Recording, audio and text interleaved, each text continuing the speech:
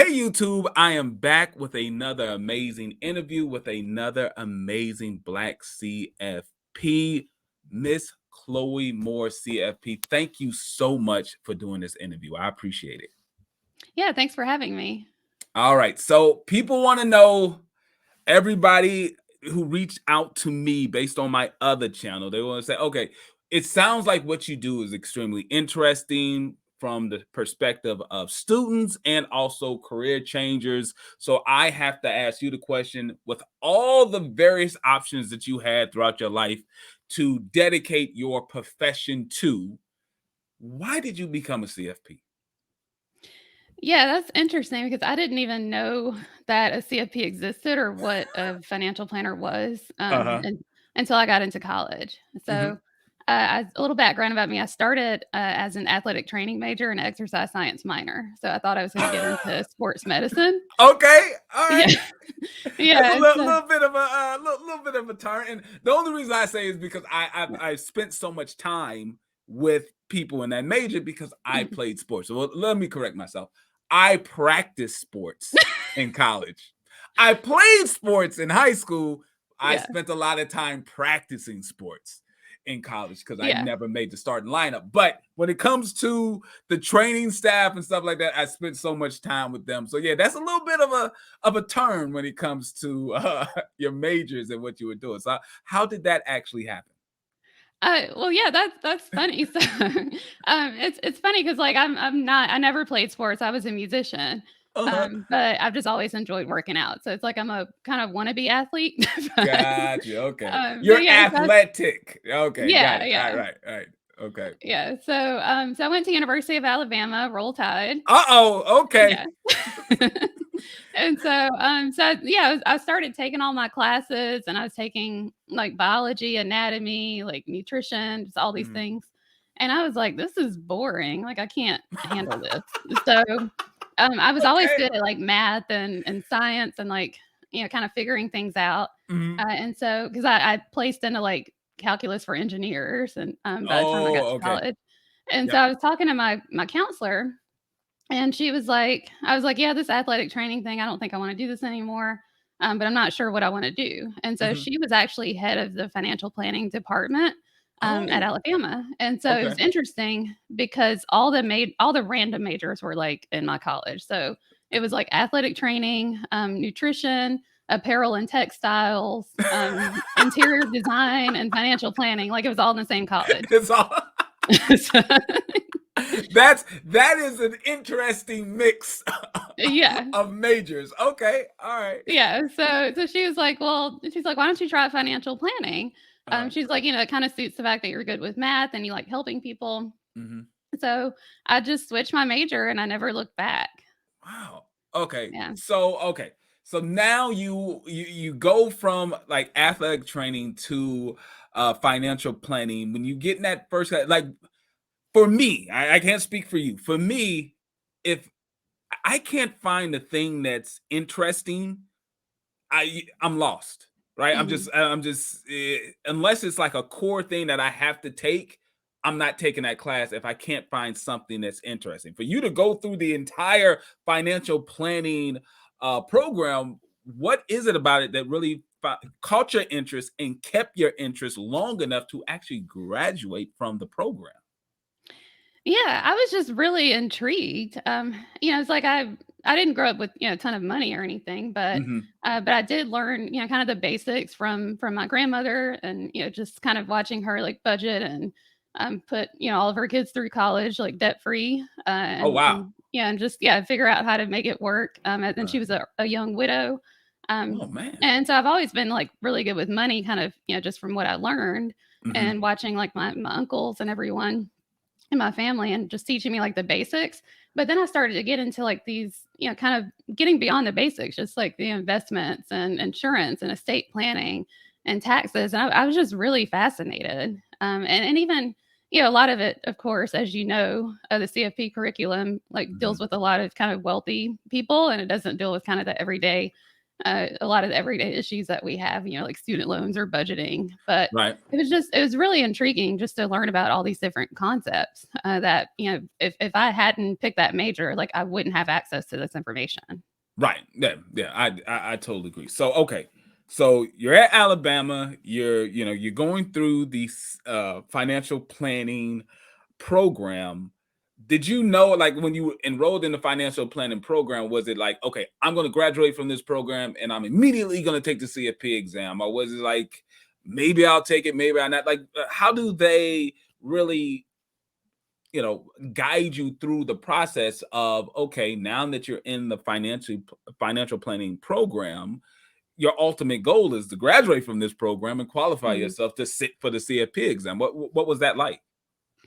Yeah, so it was interesting. I didn't really know how soon I was gonna take the exam, but I was Mhm. told by a lot of people, since you're just graduating, you're kind of accustomed to being a student, and you don't have a lot of responsibilities yet, so just go ahead and just knock everything out. And then Mm. that was kind of further prompted by my first job that I took out of college. I was at a firm in Baton Rouge, Louisiana, Oh, and okay. so they paid me a base salary, which was very low at the time. I graduated in 2004, so Uh-huh.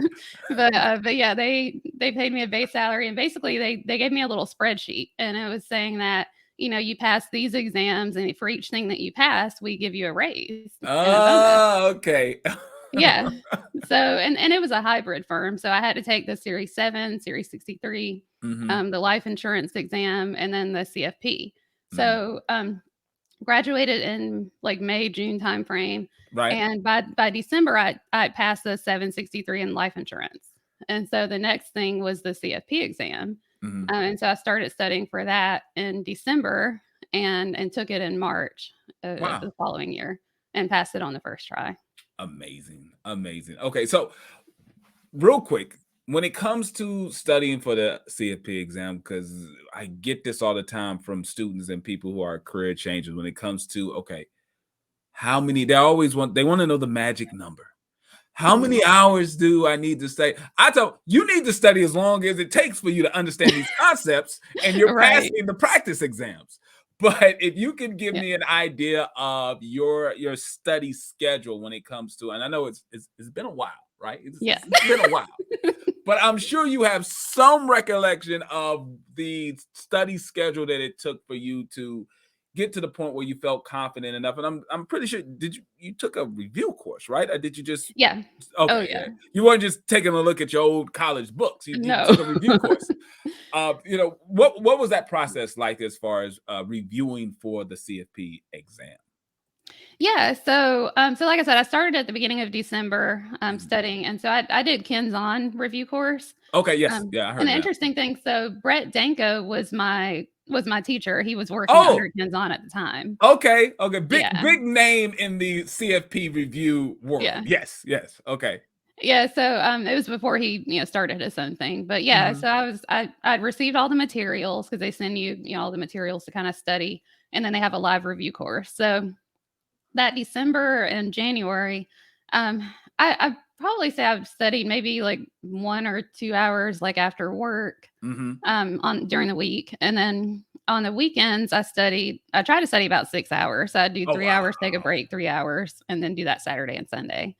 So Okay. it was pretty intense, and then the funny thing is, it's like I graduated with honors and everything, but I started going through this material, and I'm like, "I don't remember any of this stuff." But yeah, it was yeah, I think I was just doing what I needed to do to pass the test in college, but Right, yeah, it right. was really some of that stuff, it felt like the first time I was looking at it, seriously.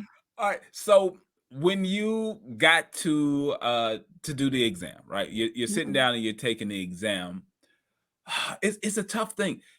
When you started working through the questions, especially like the case study questions, what was your level of confidence? Did you feel like, okay, yeah, this I feel like I did enough with my review that this makes sense? Because there was certain points where I was like, oh, this is an easy question. And then there's some points it's like, I have no idea what this is. So it's a battle between like, oh, is this one of those test questions that don't count, or do I not know what I'm doing? Right. So how Yeah. did you feel while actually taking the exam? Yeah, it was interesting because I remember taking all the practice tests, Mhm. leading up to the exam, and, like, after the review course, it's, like, crunch time. Right. And so I started taking all the practice exams, and I wasn't doing great on them. I was making, like, 60 or 70, and I'm like, "This is not good." And so I really didn't have, like, a ton of confidence going into the test, but once I got into the test, I was like, Right. "Oh, this is actually, like, easier than I thought it would be." So I Yes, guess yes. that was, like, the Kenzan method, like, scare you into Got thinking you. into Yeah. thinking that it's, like, really, really hard, and then, like, you get into it and you're like, "Oh, it's not so bad."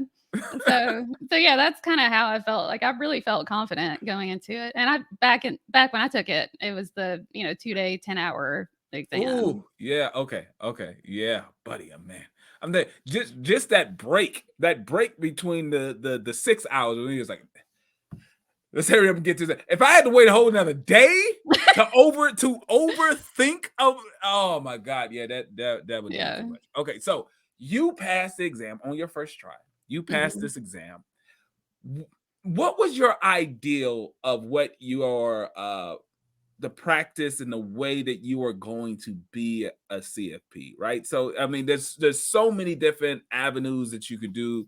I remember, early on, I was like, okay, I'm going to be the sports CFP. I'm trying to get all athletes as my clients, right? Like these are the things that I was imagining my CFP career would be while studying. Did you have an idea of where you wanted to take your practice after, passing the CFP exam?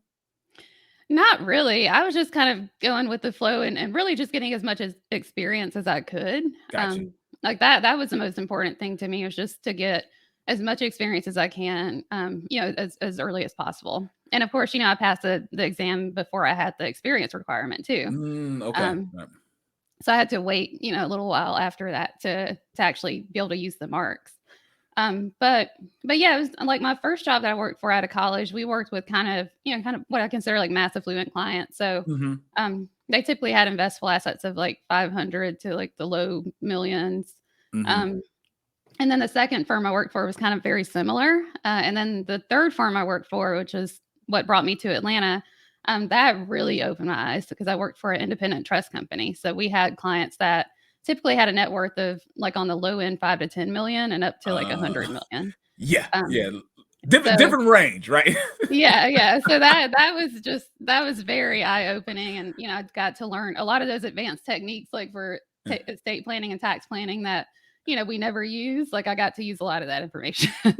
I So want to touch on that a little bit because yeah. obviously when you're going from that early stage couple $100,000 to the low millions to well established in the millions. I mean, money is money, but obviously when you get to the higher end, Mhm. there's a different level of conversation that needs to be had with the clients, right? So could you explain the difference between the level of conversation and the financial planning that was taking place on the early couple of firms that you were with that type of clientele, and the level of financial planning that is really required at the point you are now? Yeah, so early in my career, I'd say with kind of the, traditional mass affluent type of clients, Mhm. a lot of the conversation was around retirement. So, how much do I need to save or invest for retirement? Mhm. Putting their kids through college, just, kind of covering all of those basic, financial planning areas and topics. Um, and then I'd say once I got to the point where I was working at the trust company, most of those people had more money than they would ever need in their lifetime. Right. So it wasn't a matter of like, can I retire? It's just like you can stop working whenever you want to stop working. But Right. but the question is, okay, I have more money than I'll ever need. So how do I pass this on to future generations and do it in the most efficient way? Mm. So there were a lot of conversations around estate taxes, and income tax planning. And setting up trusts and things like that. And just, even just giving away money, for philanthropy and goals along those lines. So it was just a different type of conversation for sure. Got you. Got you. All right. So here we go. You're at the stage that you are now, right? Mhm. What is your day like, right? So if we had a day in the life of a CFP, what is your day like?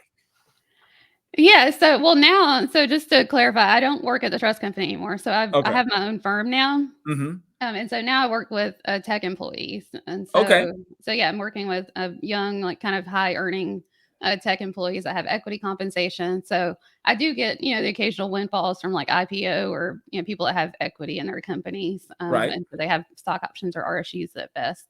But yeah, I'd say day to day, because I run my own firm, it's Mhm. a little bit different. Typically Tuesdays, Wednesdays, and Thursdays are my client meeting days. So I have a lot of meetings like packed into those days. Monday and Friday are more kind of my admin type days, Mhm. where I do, kind of internal like meetings or study group meetings, things like this. And then yeah, and then kind of, just fit other things kind of in between as I can. But and then the last week of each month, I try to take a break from client meetings and really kind of plan on strategic planning type of stuff for the business.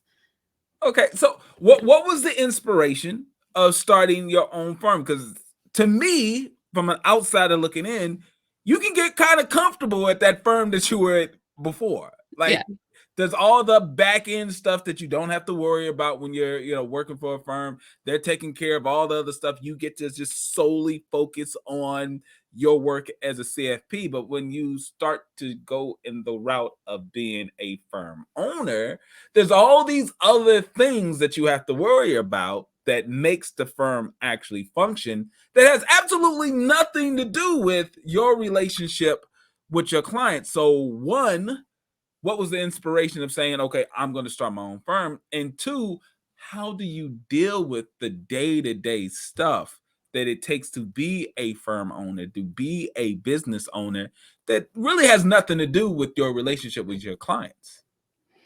Yeah, so I never wanted to be an entrepreneur. I Mm. would have been perfectly happy working at a firm that as long as they paid me what I felt like I was worth and treated me fairly. And Right. so, and even for the right price, I mean, I consider going back. But that price goes up every year. Right, of course. But yeah, it's like that was never my intent. Uh-huh. But I really left because I was working in the industry for 10 years Mhm. and I was not making anywhere near what I should have been making. Got you.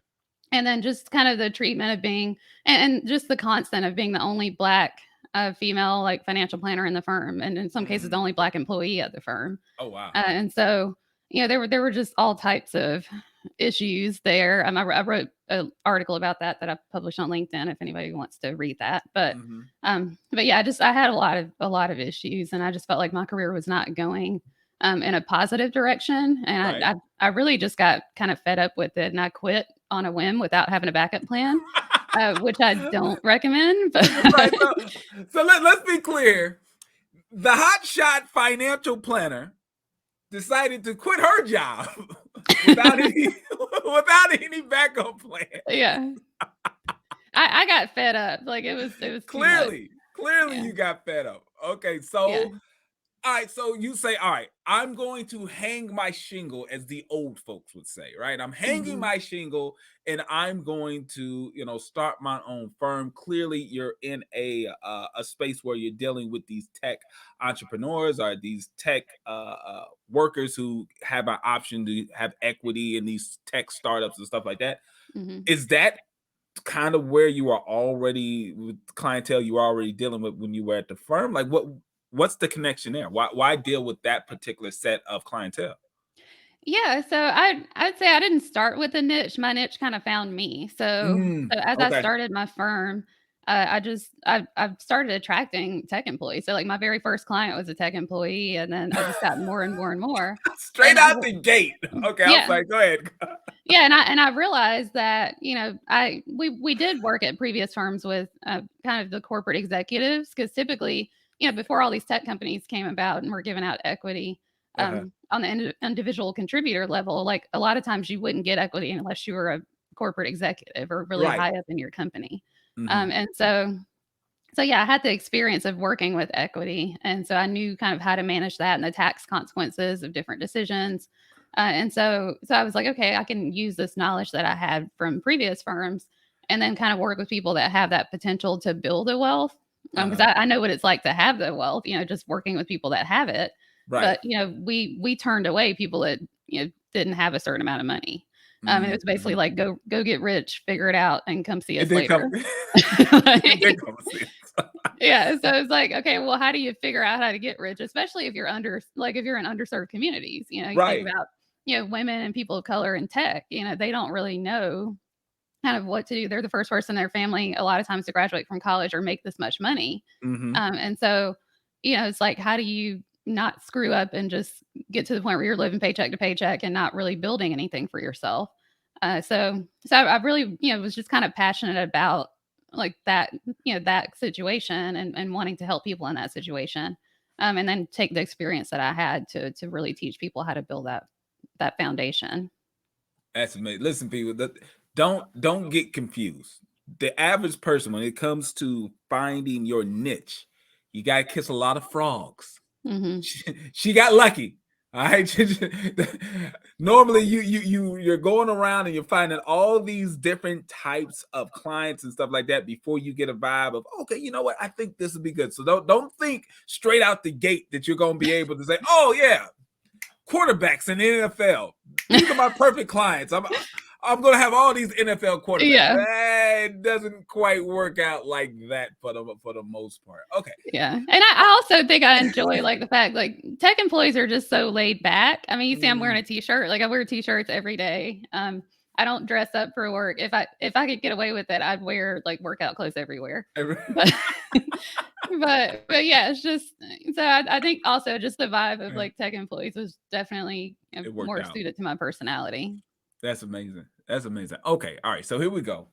You're where do you see yourself going? Are you at where you ultimately wanted to be? Is there still more growth and more concepts of where you want to go? I mean, where is the ultimate space for you as a CSP? Yeah, it's interesting because I always had a vision of what I wanted my career to look like. It's changed a little bit, shifted a little bit over time, but the big vision has been the same, and Mhm. it's always been to get to the point where I can essentially work part time and make enough money to support myself and reach all of my financial goals that I have for myself. Right. But then also, spend the rest of that time that I have, helping more people that can't afford to work with someone like me, and whether that's like at a reduced cost or pro bono. So that's kind of Mhm. always been my vision, and so like I said, it's kind of shifted a little bit over time, but I am at the point where I am building up my practice, and I'm comfortable definitely financially, but I still do have a little bit more of a goal, like an end goal as far as the income, Right. and so I'm pretty close to hitting that. And then Mhm. once I get there, I do want to dedicate more time to giving back and doing more group financial coaching, and then do get into more pro bono stuff, than what outside of what I do now, which is a little bit more sporadic, but I want to be more consistent with it. So, and then I also have a nonprofit that I started with three other co-founders, who are also What? financial planners. And so, How do you find the time? How do you? Because I got a heart for the pro bono work. yeah, I can step up and I can do the pro bono work. You found enough time to start a nonprofit organization. I got to hear this story. How did well, this come yeah, about? it wasn't my idea. I was recruited into it. But yeah, it's called BLX, which is BlatinX Internship Program. So it's a way to get more Black and Latinx people into Of the course, industry. I've heard it. I'm sorry. Go ahead. I've Yeah. heard of this. But go right ahead. Okay. All right. Explain it. Explain it. Yeah, but it's a program to help get aspiring Black and Latinx financial planners Hmm. into the industry. So whether they're college students or career changers, we basically help them partner up with internship programs with firms across the country. Oh, And so a lot of them end up getting extended full time or part time positions afterwards. And then we also just kind of give them a lot of good experiences along the way. So we get them scholarships to different conferences or the FPA externship during the mhm. summer. E-money offers to give them access to get a certification to their software. Uh-huh. We have a speaker series and webinars like throughout the year. So we're really just kind of helping people to build and grow their career in financial planning. That's amazing. Yes, I've heard of your organization. It does amazing work. I'll make sure that in the show notes we have the contact information. For the viewers to be able to reach out and participate. But I'm still amazed that you found the time throughout all of this stuff. You're running your own firm. You have all of these things. Obviously, you have a personal life. I'm assuming Oh there's yeah. some personal life there, right? You have Yeah. a personal life, but then also you're running this nonprofit within the space, which is it's needed, obviously, because you spoke earlier about how you felt being the only Black woman in the space. I mean, the work that you're doing with this nonprofit is really ensuring that that's not going to be the Mhm. continued situation for the generations after yourself. So that's absolutely amazing. Congratulations on that. Thank That's you. huge. Yeah. All right. So here we go. Last question of the day. If you were to speak to your younger self, right? That athletic training major that's right about to switch over to financial planning, and she has no idea where it's going. Like I know pretty close to being 100% sure that day one of switching from being someone in athletic training to financial planning, you did not expect to be where you are right now. No. I'm pretty sure this wasn't all planned out. But No. knowing all that you know now, if you were to speak to that younger self, what would you tell her? Yeah, I'd say two things. The first one is just have more confidence in yourself and believe in yourself. Mhm. I feel like I had a lot of confidence, but over time, like throughout my career, it was kind of shattered just by the way that I was treated and kind of circumstances that I was in, Mhm. and so it took me a while to build that confidence back up. But Right. just never give up on yourself. Always believe in yourself and know that you are smart and capable. So that'd be the first thing. Mhm. And then the second thing is just don't plan too much. Even though I am Mm. a planner Right, by right. profession. But I think about where I am right now. Just the fact that I do have a business, and just even where I am in my career, Uh-huh. and the impact that I've been able to have, and hopefully will continue to have, as my career progresses. And I never could have imagined like being here. Right. And I think everybody kind of has that, that point where they turn, 30 or 35 or 40 or like these big, milestone birthdays, and Mhm. they look back and think, oh well, I thought I was going to be here, and you get disappointed. And I Mm. had that kind of crisis at the age of 30, but I just turned 40 earlier this year, Uh. and it's like I've never been happier. It's like my life is nothing like I thought it would be, but I'm so happy, and I'm glad that it turned out the way it did. That I love that one. I love don't plan too much, because what you really ultimately want is an outline. Right? You Yeah. want to outline, because if you plan everything, the second something doesn't go your way, or go according to plan, you Mhm. derail and you don't know how to adjust. You want a general outline, but you don't want to be so rigid in your life plan that you miss out on opportunities when they present themselves, because hey, that opportunity wasn't a part of my plan, so I'm not even going to look that way. You want to just have a general outline. I love that, because it makes a lot of sense. So Chloe, thank you so much for spending this time with us. A lot Yeah. of great information that you gave us to the students and the career changers that are looking at the financial planning profession. Thank you so much. Is there any last words you would like to say to the audience? No, just I mean, this is Mm. a wonderful profession, and it's just such a great way to help people, and ways that you never would have imagined. We always think about the numbers and kind of crunching the numbers and getting analytical with everything, but at the behind it all is emotions, Yes. and money that just money decisions that we make in general are kind of driven by our emotions. So it's just a great way to help people in a great profession, and yeah, I hope you consider it.